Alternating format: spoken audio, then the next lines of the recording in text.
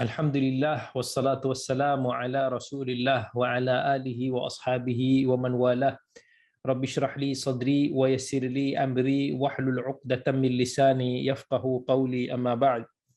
Alhamdulillah, sahabat-sahabat semua yang dikasihi oleh Allah, pada malam ini kita hadir lagi dalam satu siri perkongsian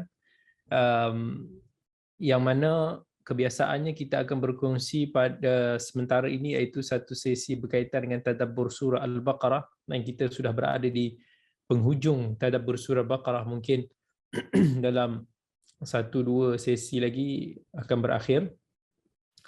Tapi sempena dengan musim kita sekarang ni, musim-musim pilihan raya yang tengah panas lagi, kita masih lagi menanti siapa yang akan memimpin negara kita. Mungkin suka juga saya menggunakan ruang dan kesempatan ini untuk berkongsi tentang topik-topik yang berkaitan dengan isu-isu pentadbiran, isu kepimpinan di dalam Islam. Of course, kalau kita nak bincang secara meluas, dia akan sangat-sangat banyak lah. Dan kalau kita nak bahaskan tentang isu yang berkaitan dengan fiqh dalam pemerintahan pun luas, kan. Al-Imamul Mawardi contohnya, dia ada buat satu perbahasan tentang hukum hakam pemerintahan dalam kitabnya Al-Hawil Kabir, yang kemudiannya dijadikan satu buku khas supaya mudah dirujuk oleh mereka-mereka yang terlibat dalam politik dan pentadbiran. Dan kalau kita nak bahaskan pula isu-isu pentadbiran kepimpinan daripada sudut akidah, kebiasaannya kalau kita tengok kitab-kitab akidah yang membicarakan tentang isu al-wala, al-bara, tentang ketaatan kepada pemerintah, itu semua adalah aspek yang related to akidah. Begitu juga kalau kita nak kupas tentang isu-isu peradaban dan juga sejarah daripada sudut kepimpinan dan pentadbiran, kita akan jumpa pelbagai karya para ulama. Misalnya Al-Imam Ibn Kathir rahmatullahi alaih. Ibn Kathir dia ada tulis kitab Al-Bidayah wa Nihayah, dan Al-Jahsyari, tak salah nama dia, dalam kitab Al-Wizara wal Kuttab pun ada cerita ataupun letakkan satu bab khas yang membicarakan tentang ciri-ciri pemerintah, yang ada contoh-contoh surat-surat ataupun nasihat para ulama terhadap para pemerintah, dan beberapa faedah lagi yang boleh dimanfaatkan dalam hal ehwal pentadbiran Islam. Dan itu pun luas untuk nak kita bicara daripada sudut itu. Dan kalau kita tengok lagi daripada sudut penulisan-penulisan khas para ulama yang diperuntukkan untuk membicarakan tentang isu-isu politik ataupun pentadbiran Islam, banyak sangatlah untuk kita nak senaraikan. Sebab topik siasah syariah ini, dia menjadi satu tumpuan ramai para penulis zaman kini, termasuk politician ataupun ulama-ulama ahli agamawan yang terlibat dalam politik secara langsung di negara kita. Even kalau kita tengok manhaj ataupun method para pengarang kitab-kitab siasah syariah juga, maybe kita akan tengok background yang berbeza dan juga objektif yang tersendiri. Dan sebahagian penulisan dia lebih spesifik, lebih terperinci perbincangan dia, lebih limited dia punya skop dia. Sebahagian lain menyentuh tentang topik siasah yang lebih luas.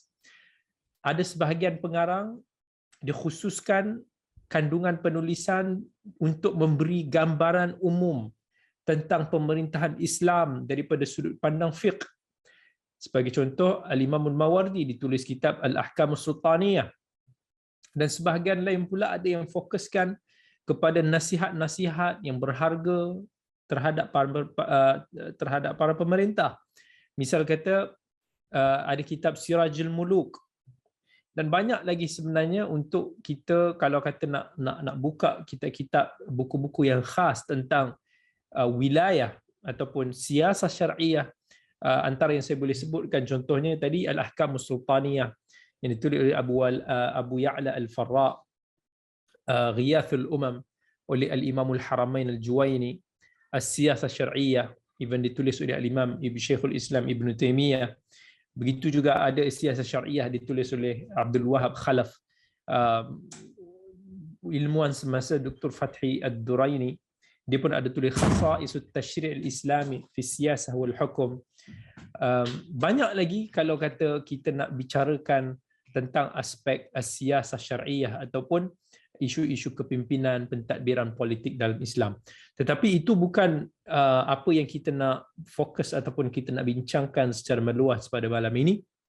Saya nak cuba untuk berkongsi serba ringkas sebab sekarang ni musim untuk kita memilih ulil amri kita. Siapakah yang akan memimpin negara kita? Siapakah imamatul uzma selain daripada yang di-Pertuan Agong?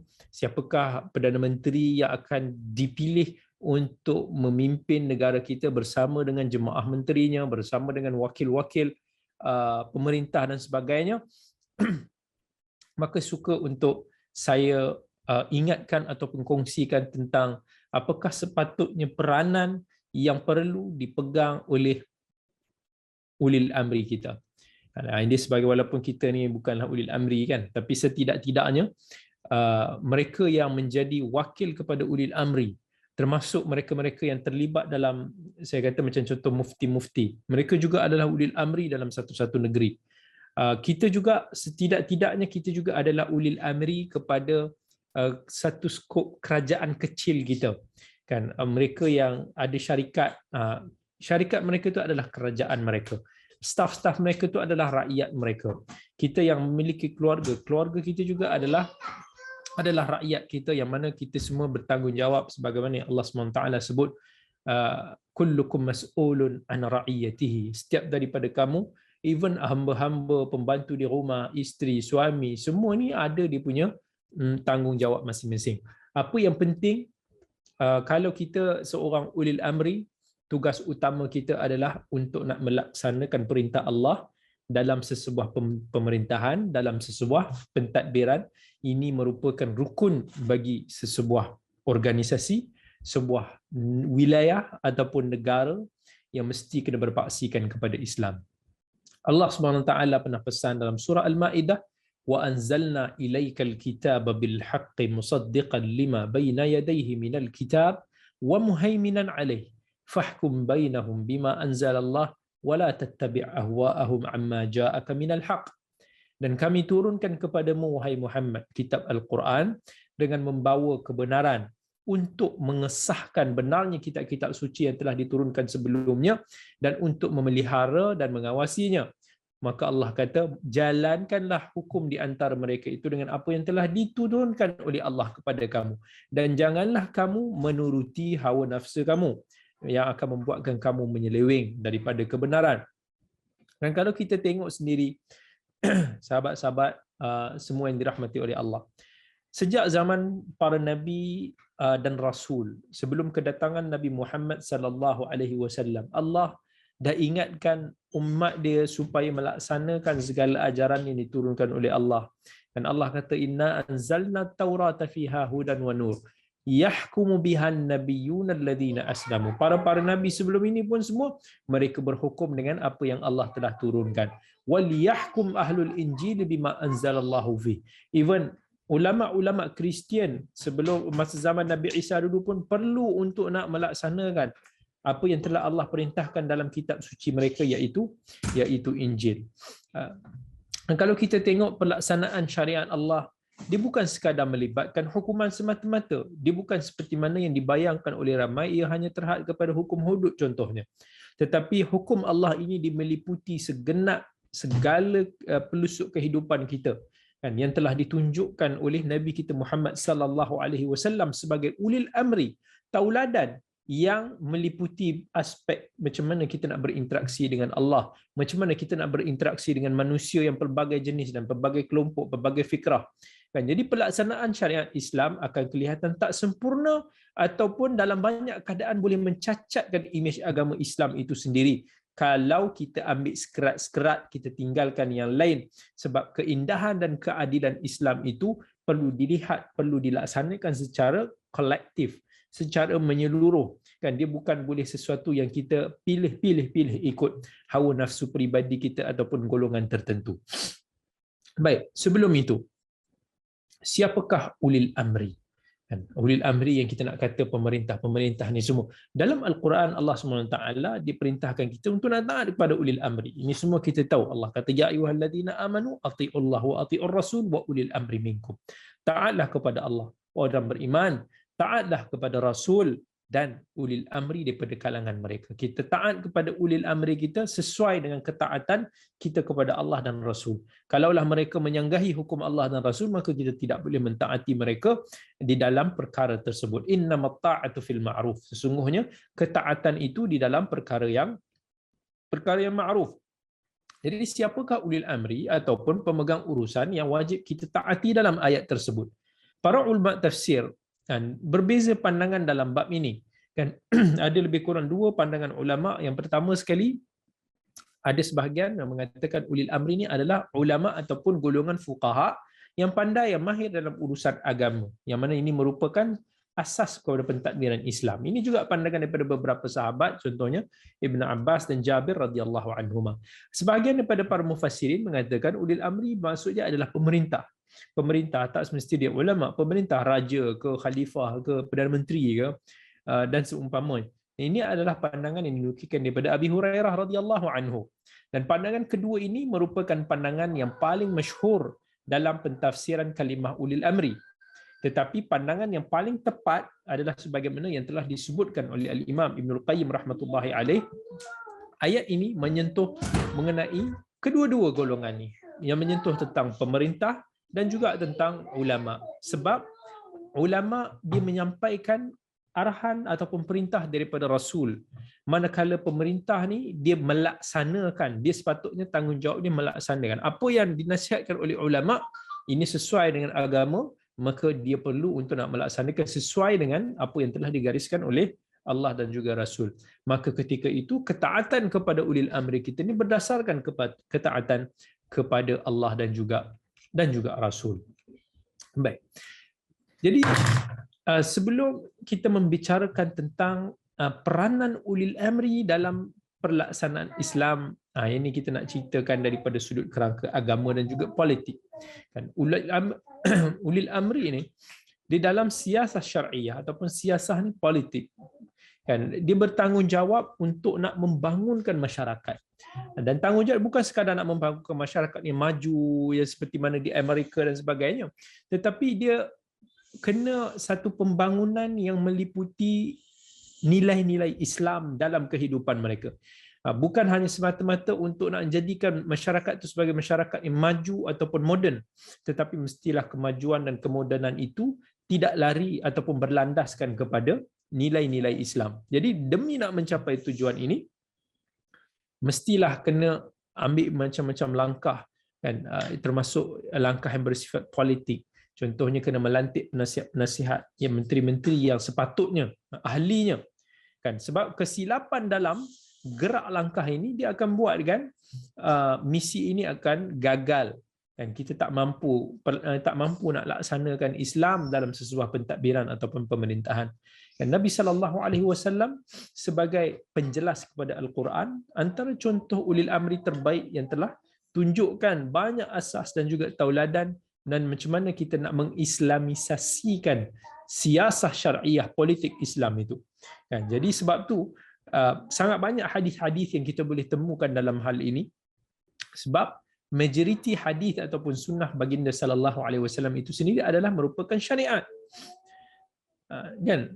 Jadi inilah yang kita akan bicarakan tentang macam mana, apakah peranan ulil amri yang sepatutnya. Saya rumuskan yang pertama sekali, seorang ulil amri mesti kena fokus misi utama ni nak pelihara agama, pelihara Islam, nak pelihara syiar Islam. Syiar Islam ni merangkumi pelbagai. Kan kita tak boleh biarkan negara kita contohnya dicemari dengan imej rasuah umpama. Sebab rasuah itu sendiri akan merosakkan imej negara Malaysia kita sebagai sebuah negara Islam yang mana majoriti ni sebagai majoriti umat Islam. Kan Nabi SAW sendiri bila mana melibatkan korupsi, Nabi akan jadi sangat marah. Kita boleh tengok contohnya, kisah seorang wanita VIP bangsawan daripada Bani Makhzum mencuri, tetapi bila dia ditangkap, kabilah dia tu suruh kabel Nabi iaitu Usamah bin Zaid, someone yang Nabi SAW sangat sayang, supaya minta syafaat daripada Nabi untuk gugurkan kes dia.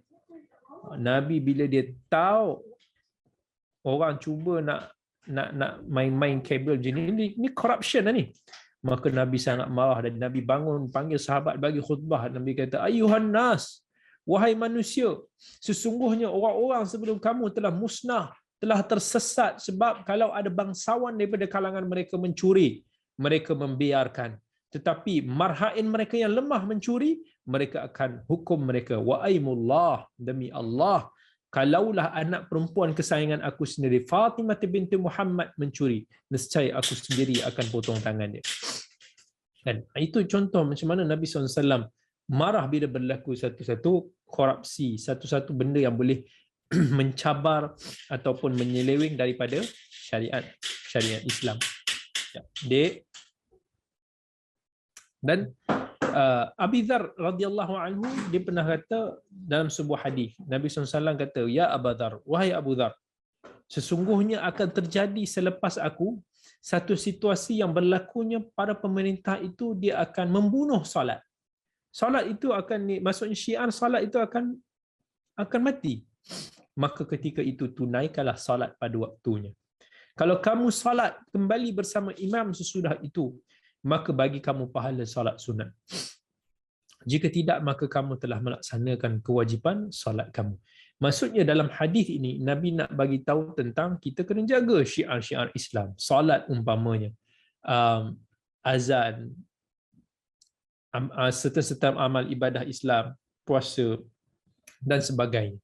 Nabi tak boleh benda-benda yang orang cuba untuk nak mempermainkan agama ni, cuba untuk nak corner sana sini. Itu juga salah satu bentuk daripada korupsi. Dan daripada Ibnu Umar radhiyallahu anhu, Nabi, kenapa ada suara ni? Adik, ambil phone, masuk dalam bilik.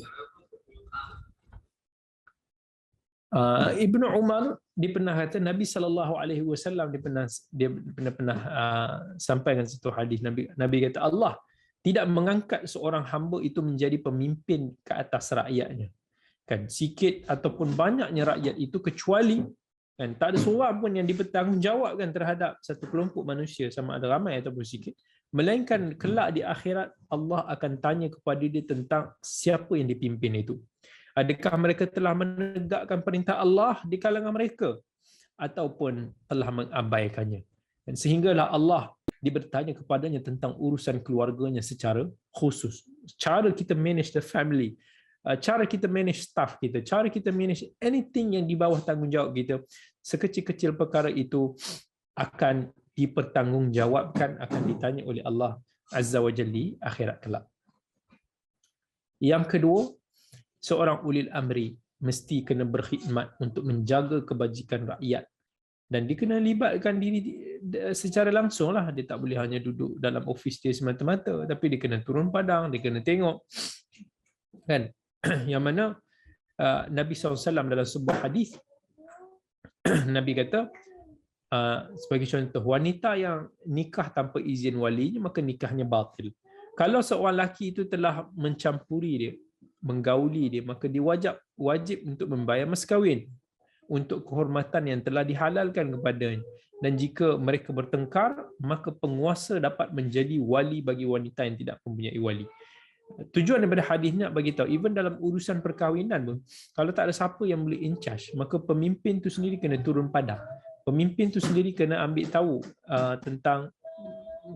tentang apa yang sepatutnya dia dibuat untuk rakyat ni. Adik. Ya, depa time ni pula bising-bising. Nanti sat. Adik masuk bilik, bawa phone.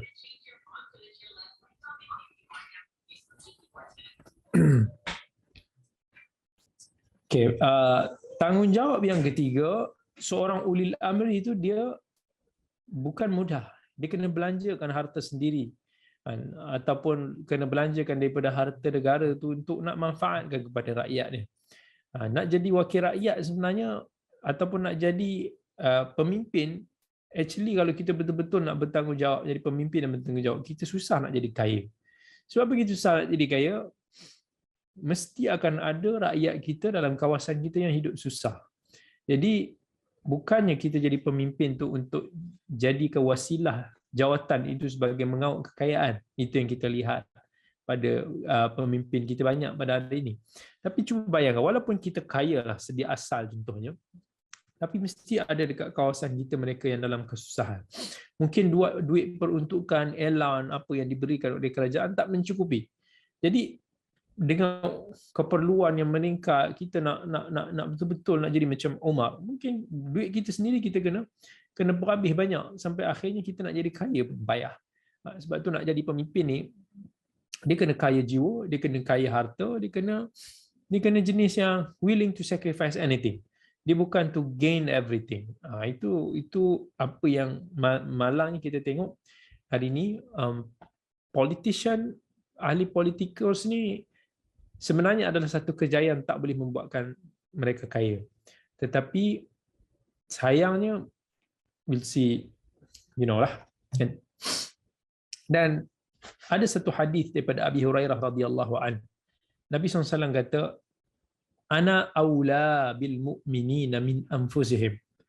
Aku lebih utama bagi orang-orang mukmin itu daripada diri mereka sendiri. Sesiapa yang meninggal dalam keadaan berhutang dan tidak meninggalkan harta untuk melunaskan hutangnya, maka aku bertanggungjawab untuk nak melunaskan.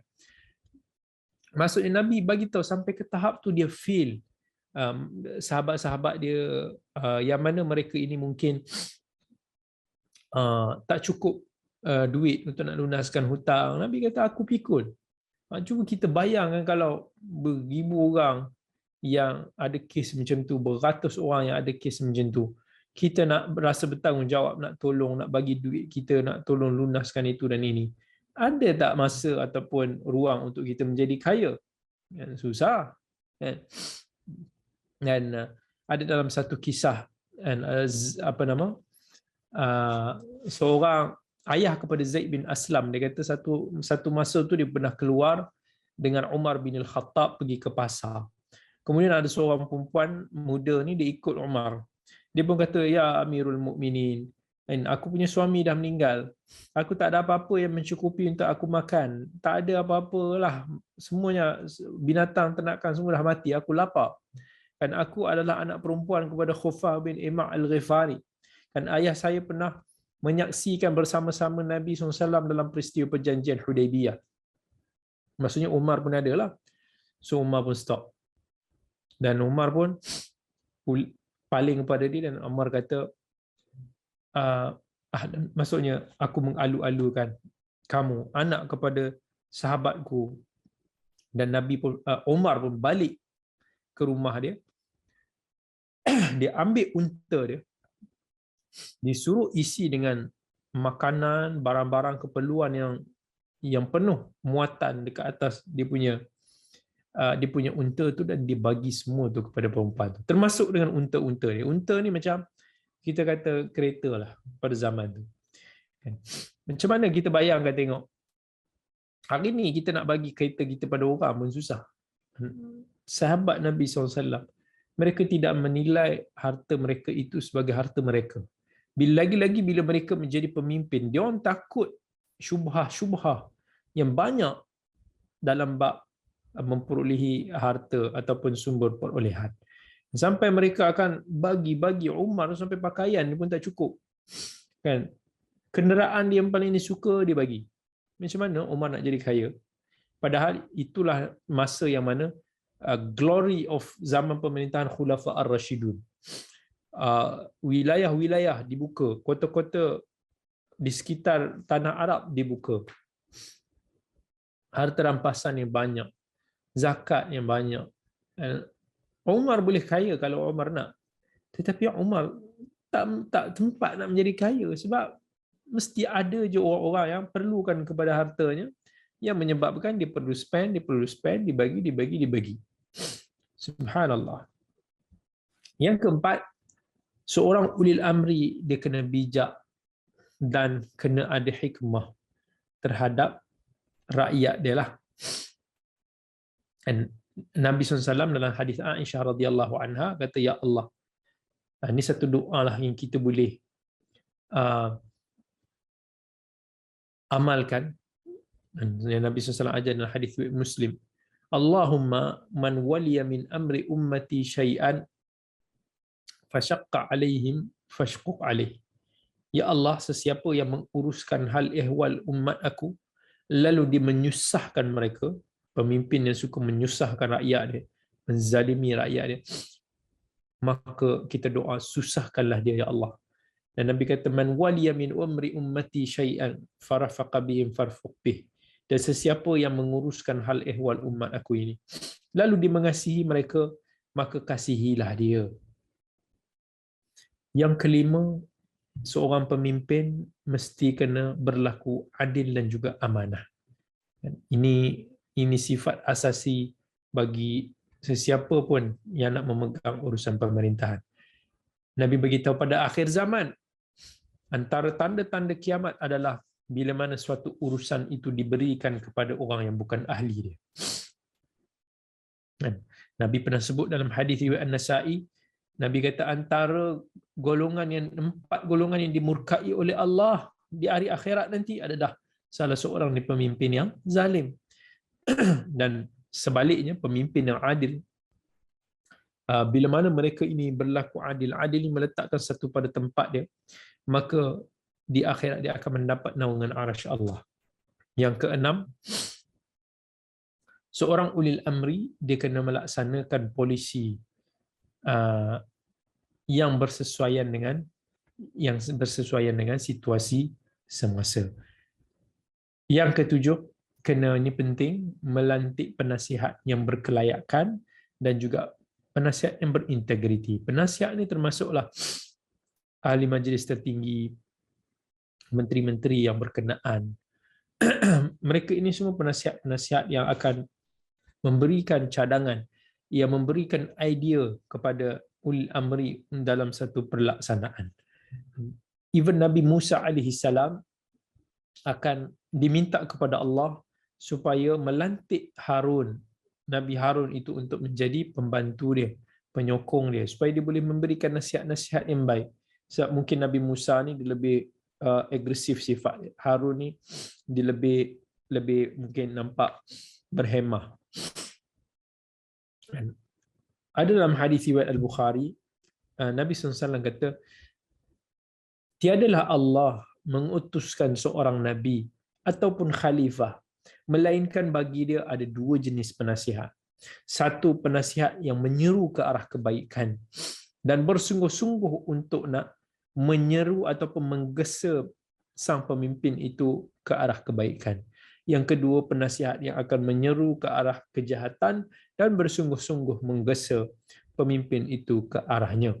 Dan sesiapa yang Allah pelihara itu, mereka lah orang yang terpelihara. Dan dalam hadis Aisyah radhiyallahu anha riwayat Abi Daud, Nabi SAW kata, siapa yang Allah kehendaki pada dia kebaikan, maka Allah akan berikan dia pendamping ataupun menteri yang telus dan jujur. Bila dia terlupa, dia akan ingatkan, dan bila dia ingat, dia akan bantu. Tetapi kalau Allah menghendaki pada seorang pemimpin itu selain daripada kebaikan, maka dia akan diberi pendamping atau menteri yang jahat. Lalu bila dia terlupa, dia tak ingatkan, bila dia ingat, dia tak akan bantu. Kemudian seorang pemimpin yang ke-8, seorang ulil amri itu dia kena pantau. Dia kena bagi nasihat, bagi bimbingan terhadap pemimpin peringkat bawahan. Dan ini semua sebagai salah satu daripada nasihat di dalam agama. Dalam hadis Ma'qil bin Yasar, Nabi SAW kata, tak adalah seorang hamba yang diberikan oleh Allah satu tanggungjawab kepimpinan, lalu dia tidak menasihati rakyatnya, kecuali tiadalah dia akan mencium bau syurga. Even Nabi SAW, masa Nabi melantik pemimpin bagi tentera muslimin, ataupun satu-satu batalion, Nabi akan pesan secara peribadi supaya bertakwa kepada Allah, berlaku baik kepada kaum muslimin, berpesan supaya mereka berperang dengan nama Allah di jalan Allah, jangan membunuh kanak-kanak. Kan ada undang-undang, Nabi akan nasihat, Nabi akan advise, Nabi akan pantau. Umar bin Khattab sendiri pun masa dia jadi khalifah, dia pernah tulis kepada wakil pentadbiran dia supaya jaga salat, jaga harta-harta kaum muslimin. Itu satu amanah, salah satu daripada bentuk tanggungjawab. Yang ke-9 pun penting, iaitu melantik wakil-wakil yang mampu untuk nak menjalankan tugas-tugas pentadbiran. Sebab wakil yang dilantik oleh pemimpin yang tertinggi ini, dia akan uruskan. Dan dalam satu dalam satu macam contohnya kementerian, akan ada KSU, mana-mana pun sendiri, akan ada wakil yang akan bertanggungjawab untuk nak melancarkan proses pentadbiran. Jadi polisi yang ditetapkan oleh dia juga sebahagian daripada polisi pemimpin tertinggi kalau dipersetujui. Jadi taklah semua benda nak kena tanya kepada sang pemimpin yang tertinggi. Ada benda-benda tu mereka yang kena uruskan, sebab pemimpin tertinggi pun dia tak boleh nak pantau semua, dia tak boleh nak buat keputusan untuk semua. Diperlukan kepada wakil-wakil yang boleh membuatkan keputusan yang sesuai dengan visi dan juga misi dan juga aspirasi dia. Dan Imam Al-Bukhari dalam sebuah hadis Abi Musa Al-Ash'ari tentang kisah seorang Yahudi yang murtad, dia namakan bab hadis tersebut bab hakim yang menjatuhkan hukuman mati terhadap pesalah yang wajib ke atasnya hukuman tersebut tanpa merujuk kepada pemimpin di atasnya. So kalau kita in charge dalam perkara tersebut, ada benda yang kita boleh buat keputusan sendiri sekiranya kita diberikan autoriti dalam perkara tersebut. Ada seorang amah ataupun hamba Nabi SAW pernah didapati berzina.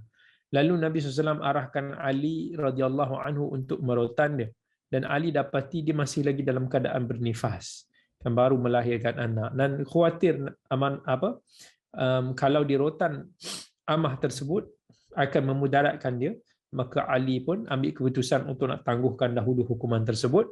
Dan bila diberitahu keputusannya kepada Nabi SAW, Nabi puji. Maksudnya penting untuk kita ada pemimpin-pemimpin yang mewakili kita. Pemimpin tersebut boleh jadi wakil kita di wilayah ataupun negeri. Nabi SAW pernah lantik Ali bin Abi Talib sebagai pemimpin dekat Yaman. Nabi pernah lantik Uthman bin Abil As pemimpin di Taif. Nabi pernah melantik Al-Ala Al-Hadrami di Bahrain yang menguruskan penghantaran harta ke Madinah. Dan pada zaman Khalifah Umar bin Al-Khattab, dia melantik Qudamah bin Maf'un yang pernah terlibat dalam peperangan Badar sebagai pemimpin yang mewakili dia di Bahrain. Kan? Dan macam-macam contoh yang kita boleh tengok, ini semua tanggungjawab yang penting sebab urusan negeri ini satu benda yang besar. Macam tu juga dalam kehakiman. Kan Nabi SAW pernah mengutuskan Ali sebagai hakim di Yaman.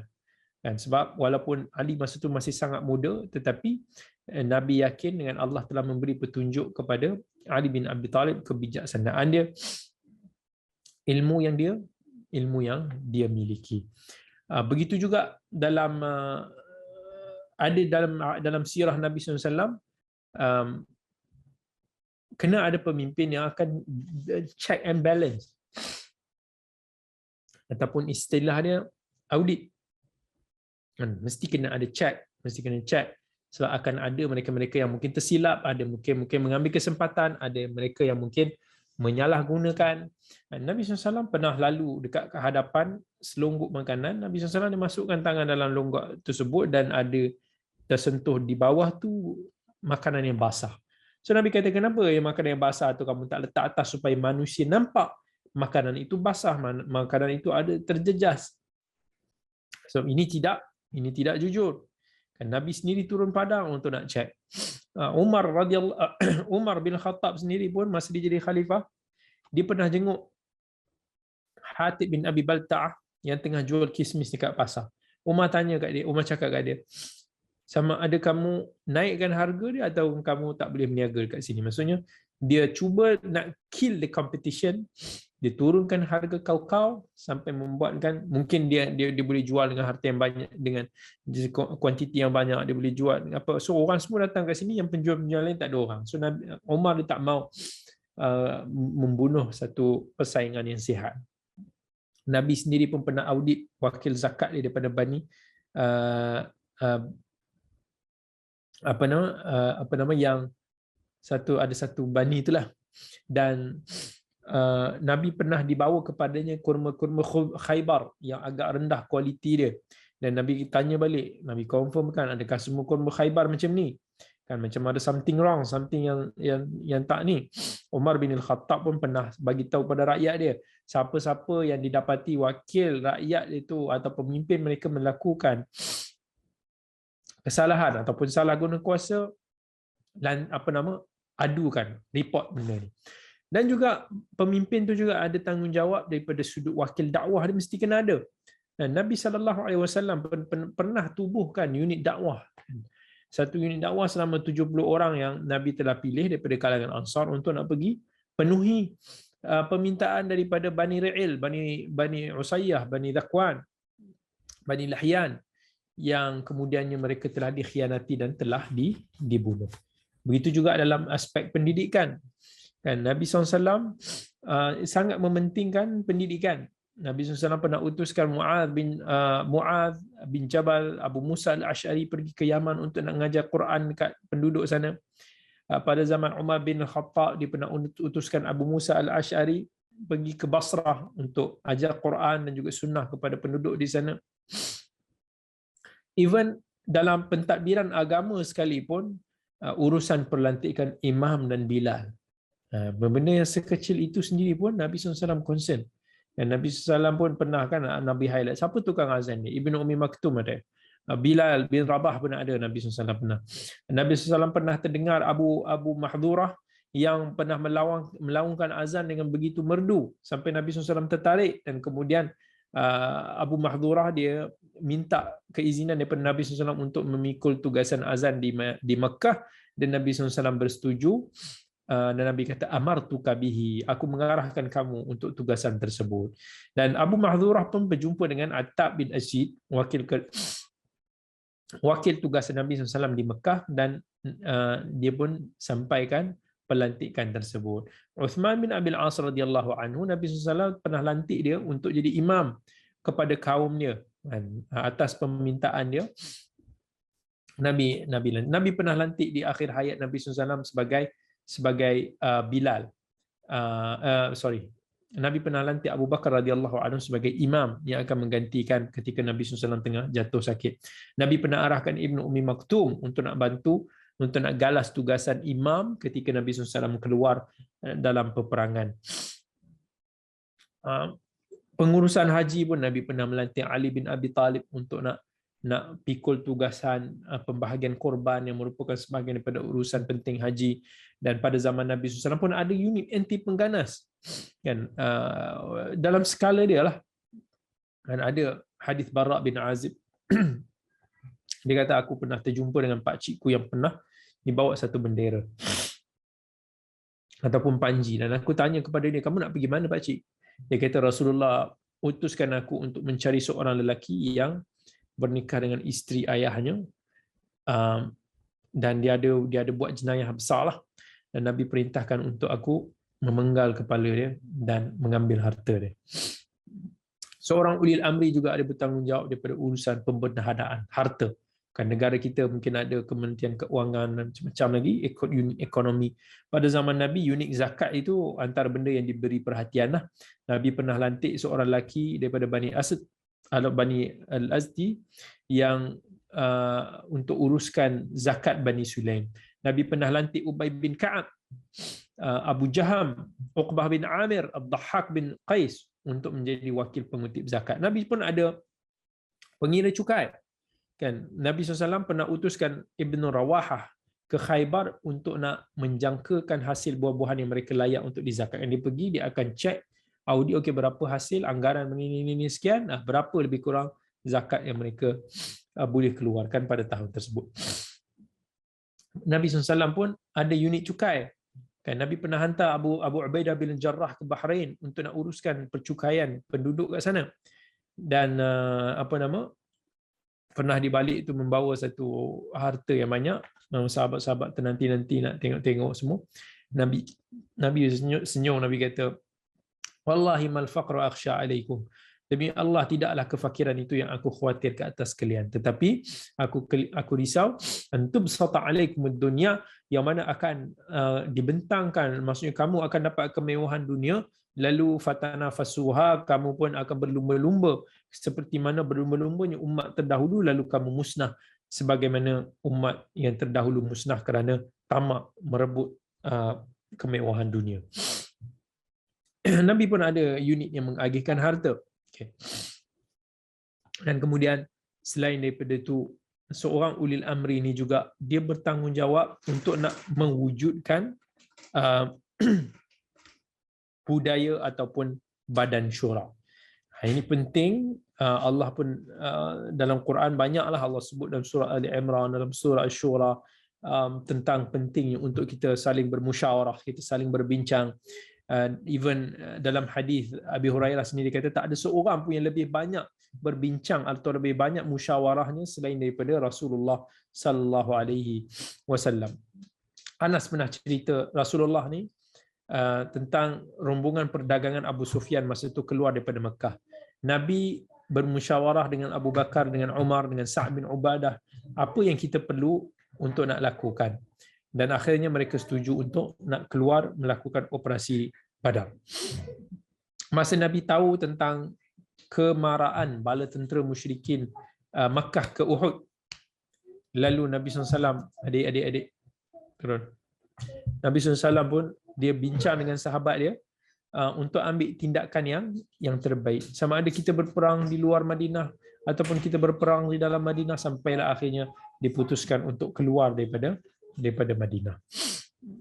Macam tu juga even Nabi SAW pernah berbincang, bermusyawarah dengan isteri baginda sendiri, yang mana pada zaman itu pandangan seorang wanita itu tidak diambil kira. Nabi tanya tentang masa tu sahabat-sahabat yang macam sedih nak pergi umrah, tak ada pas kan, kena halang semuanya. Sahabat-sahabat ada yang merajuk, so apa yang nak buat? So Ummu Salamah sendiri pun ada bagi cadangan-cadangan yang telah membuatkan sahabat kembali sejuk. Dan dalam majlis syura siasah Islam ini, dia boleh ada dua jenis lah. Satu kita panggil sebagai syura umum, satu yang kita panggil sebagai syura yang khas. Syura umum ni dia melibatkan mereka yang mampu memberi pandangan dalam satu urusan yang umum. Nak memilih pemimpin contohnya melalui undian, ada kajian-kajian yang dilakukan untuk menghasilkan keputusan awam dan sebagainya. Dan ada yang kita panggil sebagai syura khas. Syura khas ni dia melibatkan mereka yang mempunyai kepakaran dalam bidang tertentu. Kan, dia ada pengetahuan yang luas yang melibatkan tentang maslahat umum. Dan dia contohlah pemimpin yang ingin membuat satu dasar dalam ekonomi. Dia boleh lantik orang yang betul-betul ahli dalam bidang ekonomi itu. Begitu juga dalam urusan agama, ahli-ahli fatwa dia, agama yang dilantik mesti daripada orang yang berkepakaran tinggi. Dan urusan ketenteraan pun sama, dia akan rujuk kepada spesialis.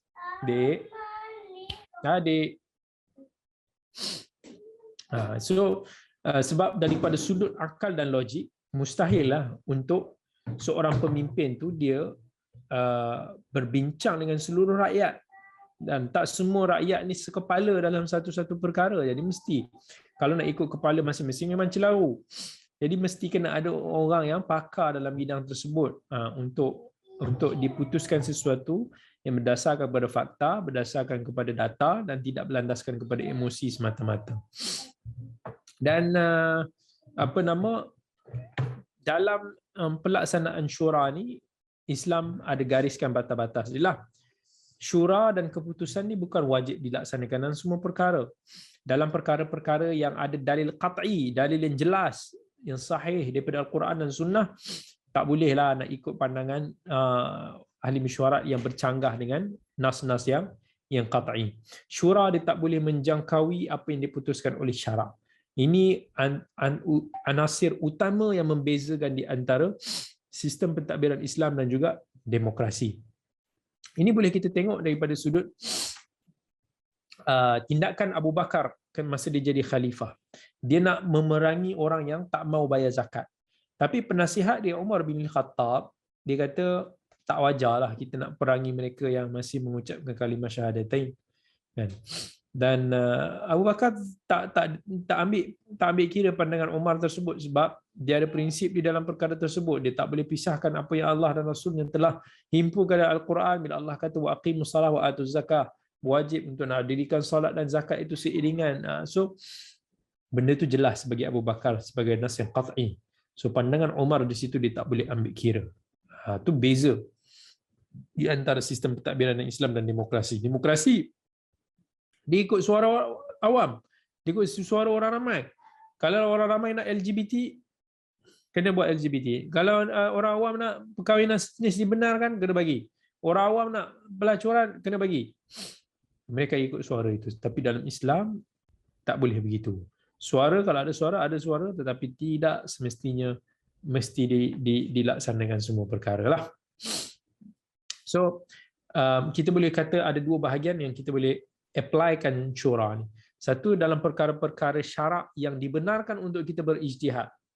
Dalam istilah siasahnya at-tasyi'ul ijtihadi. So dalam bab ni perlukan seorang pemimpin tu dia rujuklah kepada para ulama yang mujtahid. Dia tahu ulama-ulama yang berketerampilan, yang ada kelayakan, dia minta pandangan daripada perkara tersebut. Ijtihad, benda yang open tetapi boleh diperbahaskan. Dan yang kedua, dalam pelaksanaan dasar-dasar umum, politiknya, dasar ekonomi, keuangan dan sebagainya, ini boleh melibatkan syura, perbincangan dan sebagainya. Islam digalakkan macam-macam cara untuk nak menguatkan peranan syura. Kan, kena wujudkanlah satu badan syura bagi setiap bidang dalam yang mengumpulkan. Alhamdulillah benda-benda itu adalah pada negara-negara kita lah, secara umumnya lah. Dan ini asas kepada salah satu daripada ciri-ciri pentadbiran Islam. Tujuan dia adalah untuk nak ambil kira pandangan daripada pelbagai lapisan masyarakat, nak bertukar-tukar pandangan dengan mereka yang berpengetahuan, yang mereka yang berkelayakan. Jadi punca satu-satu masalah tu kita dapat kaji, kita dapat teliti untuk nak mencari penyelesaian yang lebih tepat. So syura ni boleh kita ambil pandangan ramai, yang mana majoriti ni biasanya lebih tepat, dan mungkin ada perkara-perkara yang terselindung yang kita tak tahu. Nabi SAW sendiri yang maksum daripada kesilapan, daripada yang bukan urusan dunia ni, pun selalu mementingkan urusan syura, sebab dia perlu benda ni membabitkan tentang urusan kaum muslimin, tentang umum urusan kaum muslimin. Jadi banyak sudut-sudut lah yang kita perlu ambil kira. Nabi pun tunjukkan sifat yang toleransi yang tinggi dalam bermusyawarah dengan sahabat-sahabat dia. Nabi tak keras dengan pandangan dia semata-mata. Nabi ambil pandangan dia. Nak tanya tentang lokasi-lokasi strategik dalam peperangan Badar, dalam peperangan yang lain, Nabi ambil pandangan sahabat yang strategi perang. Contohnya dalam perang Ahzab atau perang Khandaq dan sebagainya.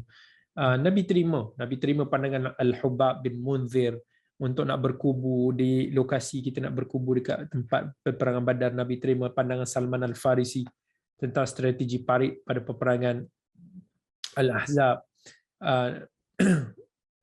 Dan kita tengok sahabat-sahabat sendiri dalam pemerintahan mereka pun mengambil penasihat-penasihat yang mereka percaya sebagai ahli dalam kelayakan tersebut.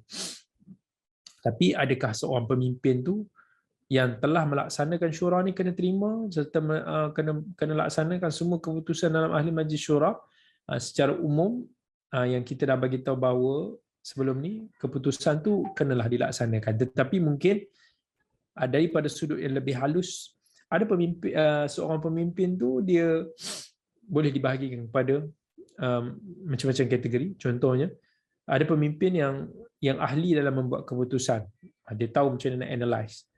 Contohnya dululah orang kata masa zaman Tun Mahathir, dia walaupun dia asal bidangnya bidang kedoktoran, tapi dia seorang yang very knowledgeable dalam ekonomi, dalam sistem keuangan dan sebagainya. So sometimes dia sendiri akan decide serta-serta dasar-dasar ataupun keputusan-keputusan. Sometimes dia yang mengatasi bank negara dalam sistem benda sebab mungkin dia memang pakar dalam bab tersebut. Dia akan cari, dia akan kaji, dia akan dapatkan briefing, dia akan baca dan sebagainya.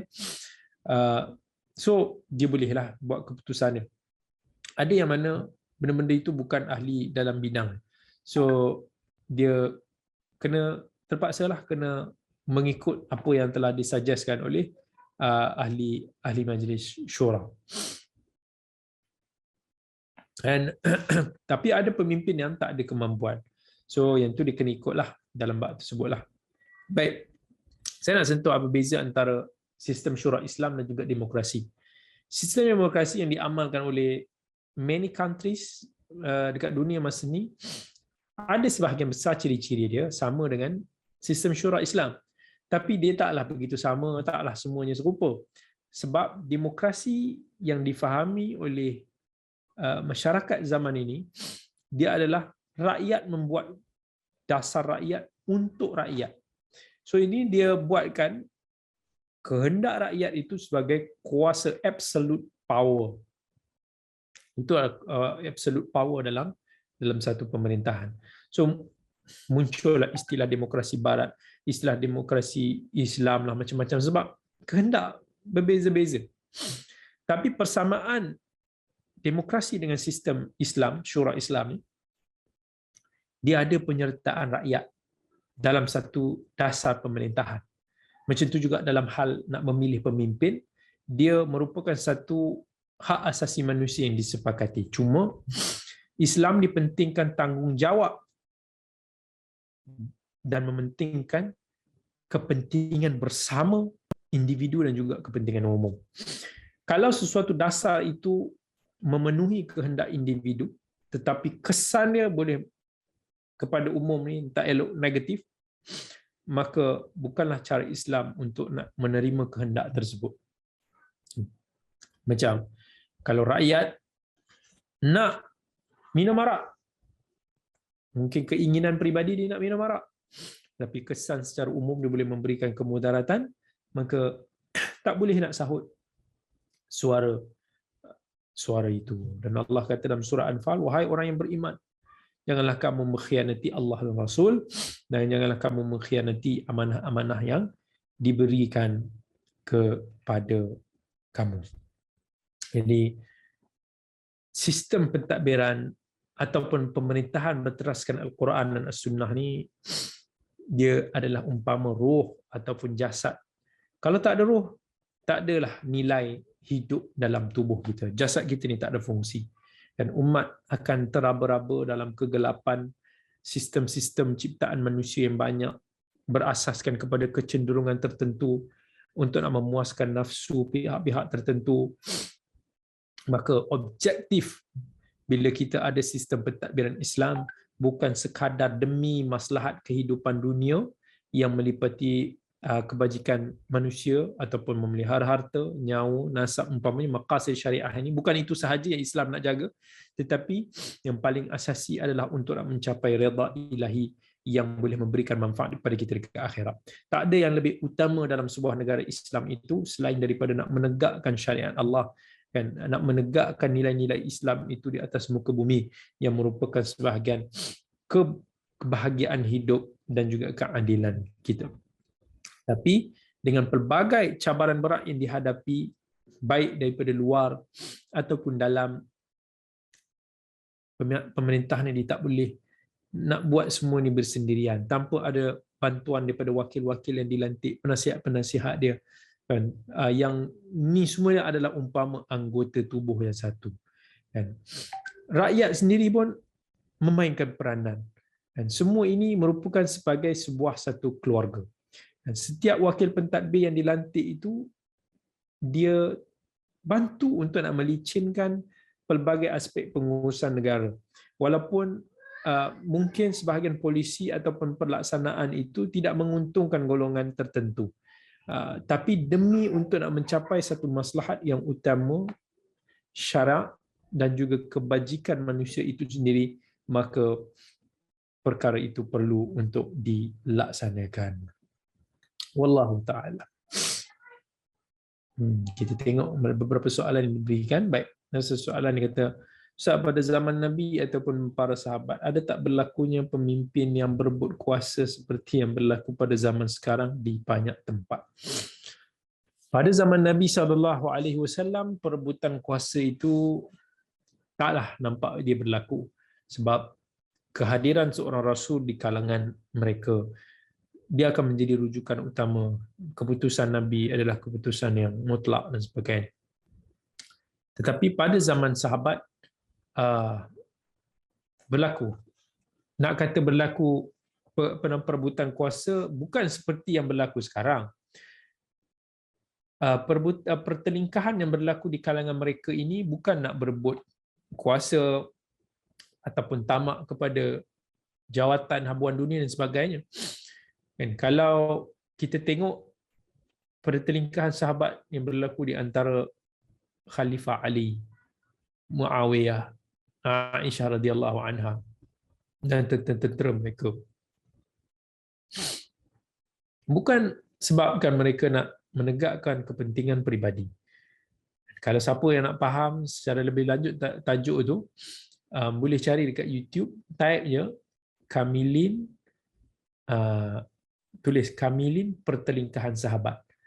Saya ada bagi lebih kurang lebih daripada 3 jam tentang isu cerita kisah yang berkaitan dengan pertelingkahan sahabat yang berlaku, macam mana kita nak memahami isu tersebut.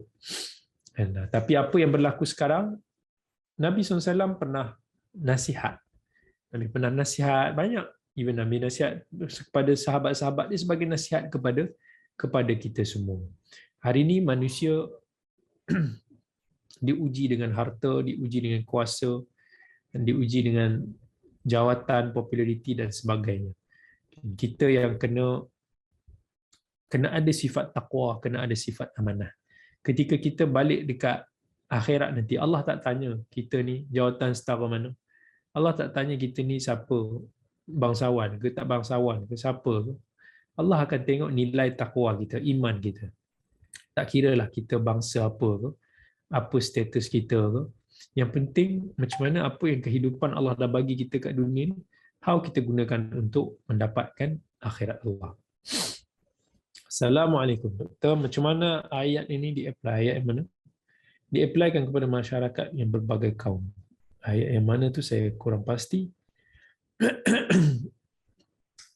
Apapun, ingat dalam surah Al-Hujurat, Allah kata, Ya ayyuhalladzina amanu, Ya ayyuhan nas, inna khalaqnakum min dzakarin wa untha, wa ja'alnakum syu'uban wa qabaila lita'arafu.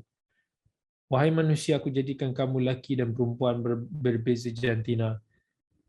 Aku jadikan kamu pelbagai bangsa, kabilah, keturunan, supaya kamu saling kenal mengenali. Dan dalam pemerintahan Nabi SAW sendiri telah ada contoh macam mana Nabi menguruskan masyarakat majmuk ketika itu. Masyarakat Nabi SAW sendiri adalah sebagai muhajirin. Muhajirin sebahagian daripada golongan muhajirin yang datang ke Ansar. Mereka dikategorikan sebagai masyarakat luar. Dan di dalam Madinah itu sendiri ada puak-puak Yahudi itu sendiri. Jadi ada pelbagai, ada juga masyarakat Badui yang berbeza fikrah, yang berbeza cara agama dan sebagainya. Tetapi kat situ kita boleh tengok macam mana Nabi SAW apply. Nabi masuk ke Madinah, Nabi yang pertama sekali Nabi akan uruskan soal perpaduan. Sebab tu bila Nabi SAW masuk, Nabi akan buat satu yang kita kenal sebagai piagam Madinah. Di situ ada undang-undang yang mana untuk wujudkan aspek perpaduan. So perpaduan itu melibatkan hubungan antara orang Islam dan orang bukan Islam, dan juga macam mana mereka nak berhadap dengan masyarakat-masyarakat yang berada di pinggiran Madinah itu sendiri. Satu perjanjian keamanan diwujudkan. Satu perjanjian untuk kolaborasi dan juga tolong-menolong pun diwujudkan. Satu perjanjian untuk tidak mengkhianati Nabi SAW juga diwujudkan. Kemudian berlakulah pencabulan perjanjian ini dan sebagainya. Itulah yang mengakibatkan kepada peperangan-peperangan yang terjadi. Wallahu ta'ala alam. Saya punya suara hari ini sedikit habis. Jadi mungkin sekadar itu saja dulu pada hari ini. Jazakumullahu khairal jazak. Kita bertemu lagi pada waktu yang akan datang. Aqulu qawli hadha wa astaghfirullahal azim li wa lakum. Wassalamualaikum warahmatullahi wabarakatuh. Terima kasih saya ucapkan kepada pihak penganjur, Gulkul Ihsan, dan juga kepada semua para hadirin hadirat yang bersama dengan kita di Facebook, di Zoom dan juga di live IG. Barakallahu fikum. Assalamualaikum warahmatullahi wabarakatuh.